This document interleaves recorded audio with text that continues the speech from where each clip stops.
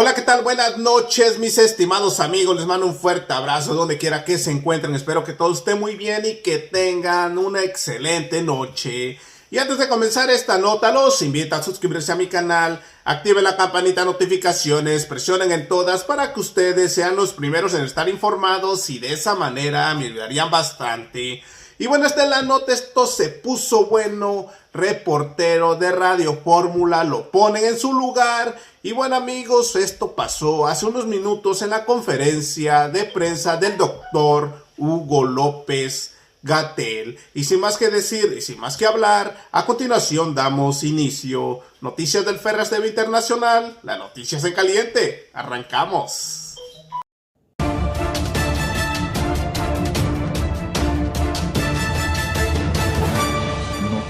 Del Ferras TV Internacional. Así es, mis estimados amigos, hoy estamos a 26 de enero del año 2021 y aquí estamos con otra nota más. Bienvenidos a su canal. Y bueno, el doctor Hugo López-Gatell puso en su lugar a este reportero que a la fuerza quería saber el estado de salud del presidente Andrés Manuel López Obrador y pidió un reporte sobre el mandatario federal. Y bueno, amigos, pues los chayoteros quieren hacer de las suyas, pero el doctor Gatell aclara todos estos rumores. Y ahí no quedó todo, pues también le cerraron la boca a la mitotera de Lili Téllez. Y bueno, amigos, no dijo su nombre, pero al buen entendedor lo va a entender. Y sin más que decir, a continuación les presento el video. Acompáñenme. Subsecretario, buenas noches, Héctor Herrera Argüelles de Grupo Fórmula. Yo le quería hacer tres preguntas, si me permiten. La primera tiene que ver, disculpe, pero con salud del presidente de la República. Ayer, doctor López-Gatell, usted decía que por privacidad el presidente no se pueden dar detalles de su tratamiento o de cómo es el curso de la enfermedad. Sin embargo, digamos que el presidente no es un ciudadano normal, con todo el respeto, por supuesto, es el titular del Poder Ejecutivo Federal de este país, uno de los tres poderes de esta república, y que, pues más que como pregunta, una sugerencia, que se ofreciera un reporte, pues digamos general, así como se hace en los hospitales públicos, de que el presidente o que los ciudadanos están delicados, leves, no sé, sin entrar en detalles de los medicamentos que se le han dado, que por supuesto el presidente sabemos tendrá que estar 15 días aquí en Palacio, sin salir por el tema del confinamiento. Entonces, más que una pregunta, pues se ve una sugerencia, sobre todo por acallar aquello de los rumores. Hoy ponían al presidente en el Instituto Nacional de Nutrición, cosa que pues tuvieron que salir a aclarar que no era cierto. Entonces, esa sería la primera. Doctor, no sé qué respondería. Con mucho gusto, Héctor.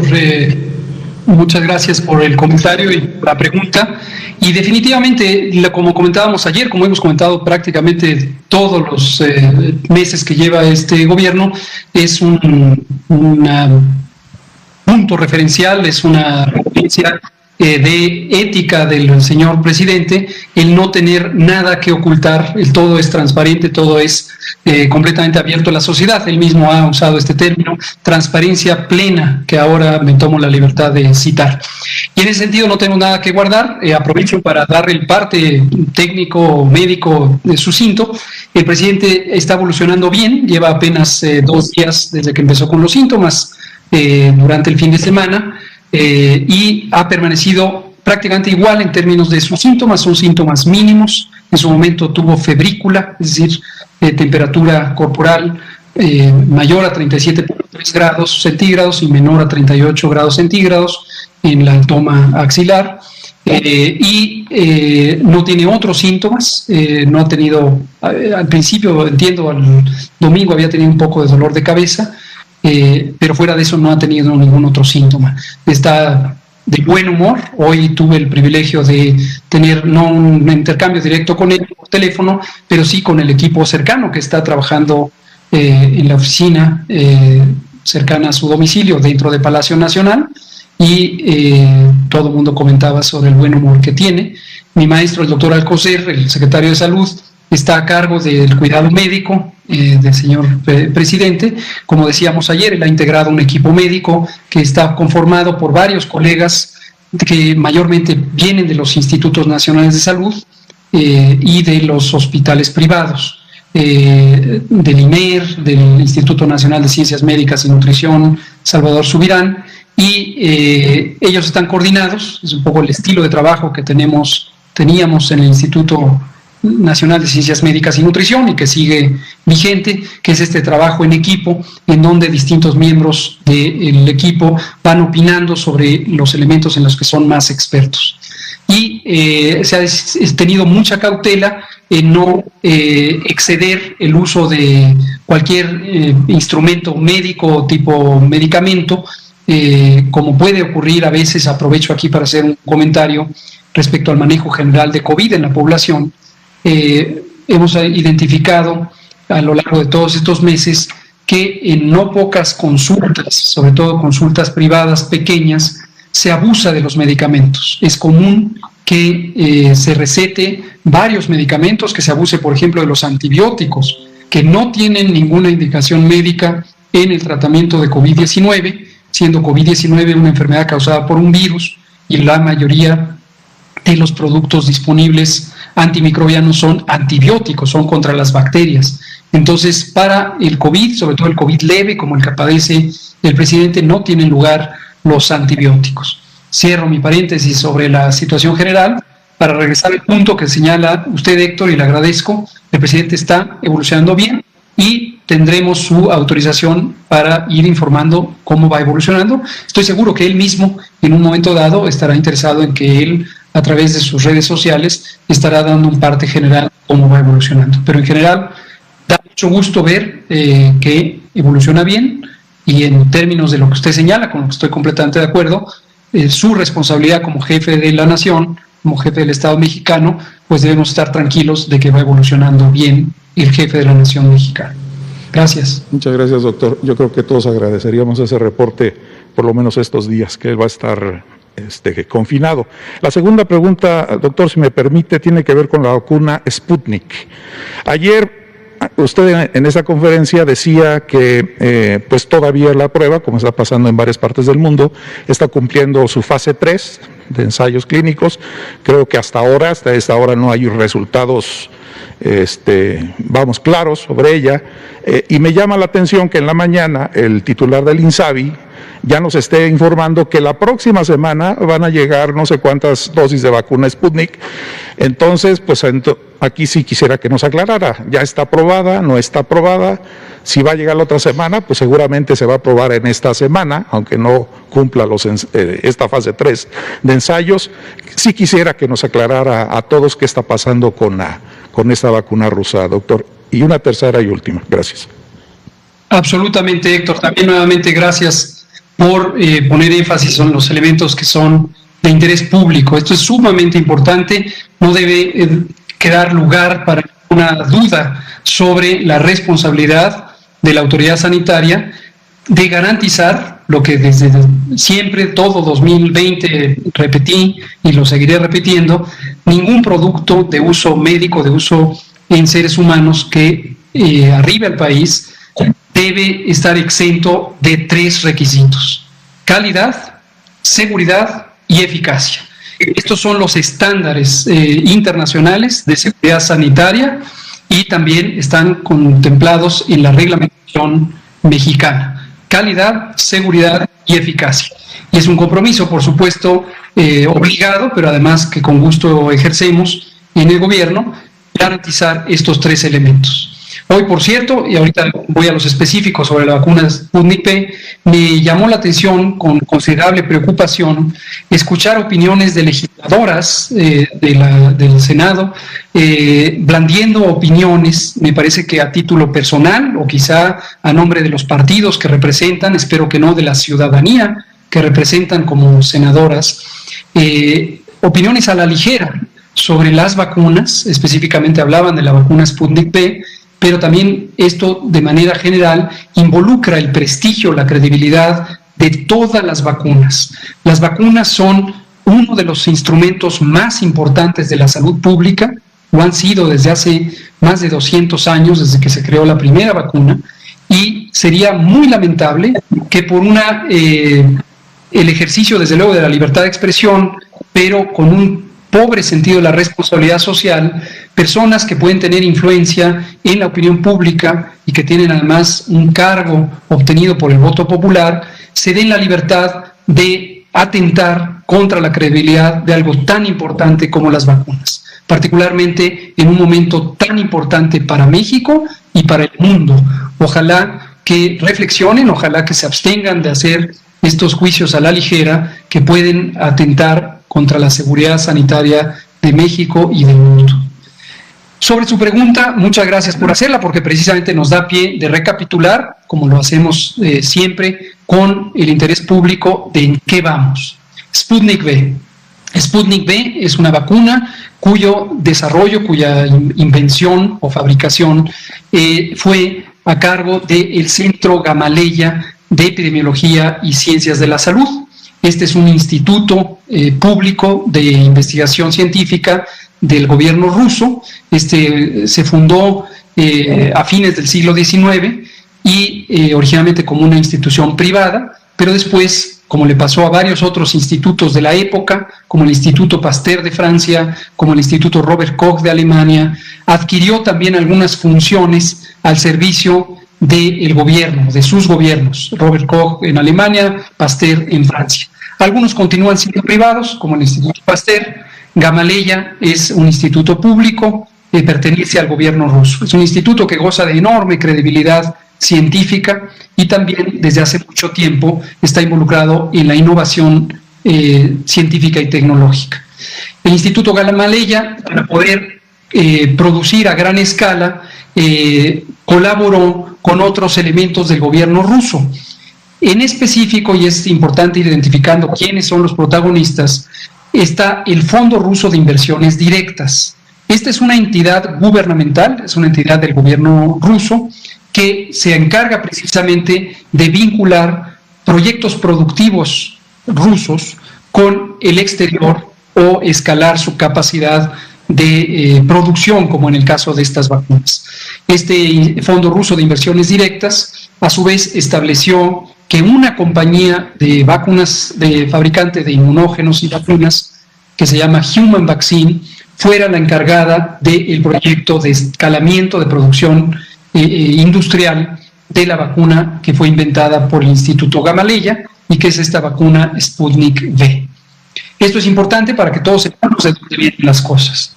Ahora bien, durante varios meses de 2020, el gobierno de México había intentado tener acceso a la información sobre esta vacuna y habíamos tenido un acceso limitado, básicamente lo que ya se conocía, que fue la publicación de los resultados de la fase 1-2 de investigación clínica en la revista Lancet, una revista ampliamente conocida en el medio de la salud, y se publicaron los resultados de las fases 1 y 2 de investigación pública de investigación clínica de la vacuna Sputnik V. Pero no habíamos tenido éxito en encontrar un diálogo sostenido ni por el canal diplomático, ni a través de otros posibles elementos en México, como algunas compañías privadas farmacéuticas mexicanas que habían planteado ser los comercializadores. Todo esto lo fuimos diciendo durante 2020. Es por esto que el pasado 6 de enero, el presidente López Obrador nos encomendó asistir físicamente, estar presentes en Argentina para tener una exploración amplia, asistida por el gobierno de Argentina, apoyada por el propio presidente Alberto Fernández, para conocer cómo habían transitado ellos este proceso hasta finalmente tener acceso a esa vacuna. La misión, como ya lo hemos relatado, fue sumamente exitosa porque tuvimos un panorama muy detallado, muy completo de todo el proceso que llevó el gobierno de Argentina con el gobierno ruso y con el Fondo Ruso de Inversiones Directas para tener acceso. El resultado de la visita, y aquí arriba a lo que usted me está preguntando, fue que trajimos el expediente completo de la vacuna, el expediente técnico, que fue el mismo que revisó la Agencia Argentina de Regulación Sanitaria, el análogo de COFEPRIS, ANMAT se llama. Entonces, el gobierno argentino ya había tenido la experiencia de tener en su mano un expediente técnico completo y lo había podido revisar. Nosotros no lo habíamos podido tener y por lo tanto no se había logrado hacer esta exploración. A mi vuelta a Argentina trajimos ese expediente, lo entregamos en COFEPRIS. COFEPRIS, actuando con la autonomía técnica que tiene y debe tener, empezó a analizar el expediente. Para conocimiento de todos, el expediente tiene 3 componentes fundamentales. Uno, que son los detalles de la producción, y eso garantiza lo que técnicamente se conoce como buenas prácticas de manufactura, GMPs por sus siglas en inglés, y es todo el componente que se relaciona con calidad. Los segundos componentes son seguridad y eficacia, como dije hace unos momentos, y estos devienen de la información de los ensayos clínicos. El producto ha sido sometido a ensayos clínicos fase 1 y 2, que ya fueron publicadas en Lancet, como mencioné en el año pasado, y existe ya terminado un ensayo clínico fase 3 que enroló a 22,000 sujetos, un poco más de 22,000 sujetos. Todo esto está en el expediente. Y además hay otros componentes del expediente como detalles técnicos que permiten garantizar la estabilidad del producto, aspectos que tienen que ver con lo químico, con lo físico del producto y también con las especificaciones técnicas de su manejo. Y finalmente un elemento que también es muy importante, que se llama plan de manejo de riesgos, y este plan de manejo de riesgos está presente en el expediente, dado que era un expediente completo proveniente de Argentina. Centrándome en lo que ocupa a esta semana, a lo largo de todas estas semanas, un poco más de 2 semanas desde que regresamos de Argentina, mantenemos un contacto prácticamente diario con los funcionarios del Fondo Ruso de Inversiones Directas, que tiene 2 elementos en paralelo. El primero es el llegar a un acuerdo sobre el contrato y que el contrato especifique los tiempos de entrega. Los tiempos de entrega son fundamentales porque queremos tener vacuna lo más pronto posible, pero obviamente esta y otras compañías están sujetas a mucha presión por lograr cumplir su plan de producción. Entonces, el contrato. Y lo segundo, la autorización de uso de emergencias, donde fuimos muy claros desde la primera conversación y dijimos, solo se va a autorizar lo que tenga mérito técnico y tenga un expediente robusto. Ellos con toda confianza dijeron, adelante, ya lo pasó a Argentina, lo dejamos en sus manos. Estamos ya en un momento de una sincronía muy fina, porque una cosa está conectada con la otra. Aunque podemos firmar un contrato, en ausencia de la autorización, tal como hicimos con Pfizer, tal como hicimos con Astra, tal como hicimos con CanSino, el producto no va a arribar a México hasta que tenga la autorización de uso de emergencia. Entonces se tienen que sincronizar correctamente las cosas para que se hagan bien.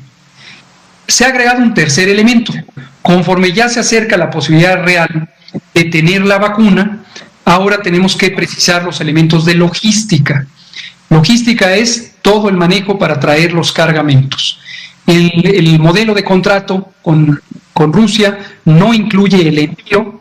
Esto algunas compañías, como fue el caso de Pfizer, lo han hecho. Ellos mismos han contratado y han incorporado al precio de la vacuna ese envío. Aquí no. La vacuna tiene un precio fijo, que además es de conocimiento público, por lo cual lo puedo decir, que es de $9.90 por dosis. Es un esquema de 2 dosis, por lo tanto cuesta casi $20 por el esquema. Esto es un precio público y es un precio único que están usando en todo el mundo.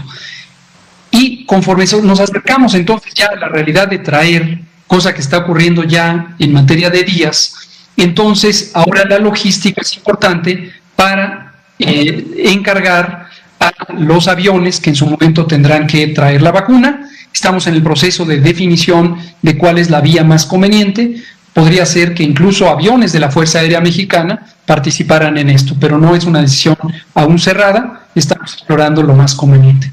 Espero que con esta explicación, disculpen que fue un poco amplia, pero todo el mundo tenga claridad de en qué vamos con la vacuna rusa Sputnik V. Entonces estaríamos a días, Doctor, de que se apruebe aquí en el país por parte de COFEPRIS, si esperamos un cargamento la semana próxima. Perdón, se entrecortó el sonido, no alcancé a oír bien la pregunta. Sí, que estaríamos a días, horas de la aprobación en COFEPRIS, porque pues si la semana que viene llega un cargamento, tendría que estar primero la aprobación. ¿Es así, doctor? Es correcto. De hecho, la fecha exacta de llegada no está definida. Desde luego el maestro Ferrer, el director del INSABI, esta semana habló de uno de los escenarios, que es el más alentador, que podría ser que ya llegara. No creo que vaya a llegar esta misma semana, pero sí estamos a pocos días de que eso ocurra, y efectivamente, primero, antes de que esto llegue al territorio, tiene que tener como requisito la autorización de uso de emergencia, misma que está próxima a resolverse. Parte de las conversaciones con el gobierno ruso es para que se termine cualquier detallito que pudiera haber en la ficha técnica necesaria para ya liberar la autorización.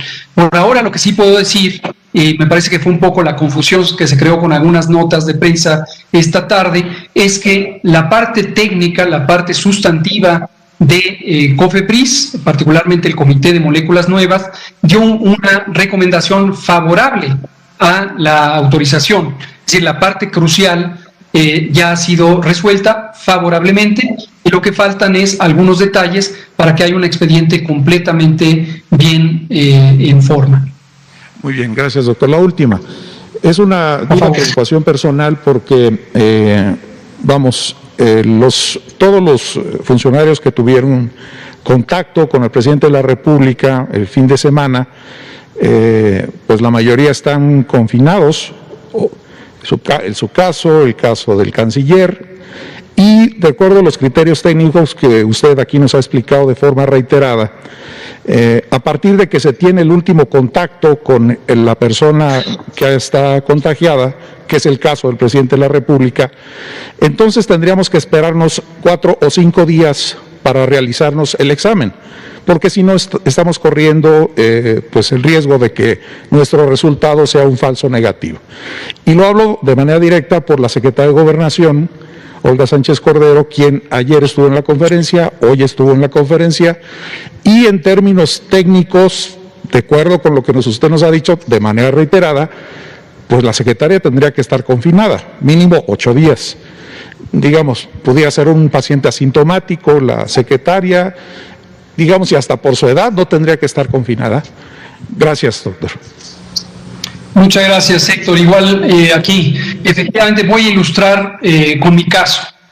Yo tengo 51 años, afortunadamente gozo de buena salud.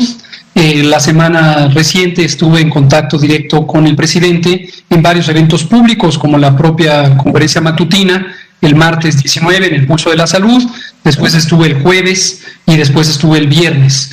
Posteriormente el presidente viajó a Nuevo León y a San Luis y ya no lo volví a ver hasta que supe que había regresado y que estaba contagiado. La posibilidad del presidente, usémoslo ahora como el caso referencial, de contagiar inició el viernes. ¿Por qué sabemos esto? Porque, de acuerdo al conocimiento que se ha tenido de la biología del virus SARS-CoV-2, el periodo de contagiosidad se considera que empieza 2 días antes, 48 horas antes del inicio de los síntomas. Cualquier contacto que yo mismo haya tenido, me estoy poniendo como ejemplo para ilustrarlo, le puede pasar a cualquier otra persona, antes del viernes no contribuiría con mi riesgo de contagio. Solamente el que tuve en la mañana del viernes, porque ya ahí podía tener capacidad contagiante. Ciertamente en las primeras minutos y horas de ese periodo de 2 días, el riesgo es muy bajo porque la emisión de virus es baja, y conforme el virus se replica en la vía respiratoria de la persona que finalmente se conoce enferma, entonces empieza a aumentar la capacidad contagiante. Posteriormente inician los síntomas, sigue aumentando la capacidad contagiante del individuo enfermo hasta el día 4 o 5, que es el periodo de máxima concentración de virus en la vía respiratoria, y posteriormente el día 6, 7, 8, 9, 10 y hasta el 12 puede haber presencia de virus y capacidad contagiante, pero se empieza a disminuir esa capacidad de manera acelerada.